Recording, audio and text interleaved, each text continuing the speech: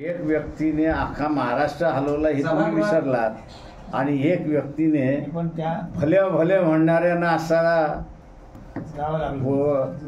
ढोपरावरती आणला अशी परिस्थिती आहे हे विसरू नका का. शेवटी एक माणूस नाही, मास जो आहे त्या मासने सगळ्यांना असणारं झुकवलं अशी परिस्थिती आहे. आंबेडकर कारण त्यांना ते 10% आरक्षणच मान्य नाही. माझं म्हणणं असं आहे त्याच्यामध्ये त्यांची मागणी ही आहे की ती आहे. याच्यापेक्षा जो काही आता बदल करायचा आहे किंवा हे बिल जाऊन दुसरं बिल आणायचं असेल तर ते सभागृहच आणू शकते आणि सभागृहामध्येच येऊ शकतं.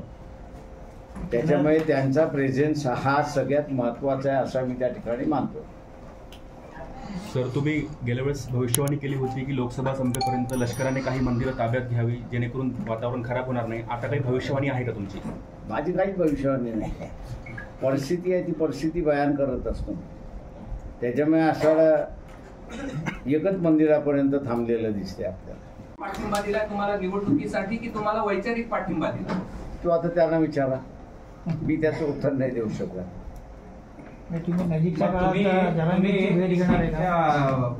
तुम्ही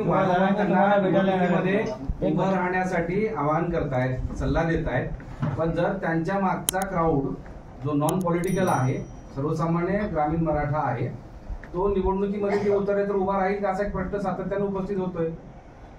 तर त्याच क्राऊडची मागणी आहे की त्यांनी उभं राहिलं पाहिजे.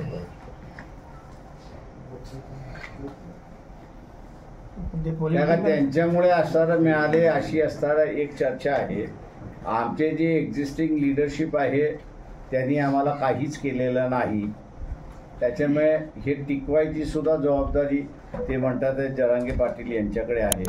आता तो टिकवण्याचा मार्ग म्हणजे त्यांना त्या सभागृहामध्ये उपस्थित राहणं आणि त्यांचं सभागृहातलं प्रेझेन्स ज्याला म्हणतो उपस्थिती जी आहे त्या उरलेल्या सगळ्या मराठा लिडर्सना त्या बिलाला पाठिंबा देणं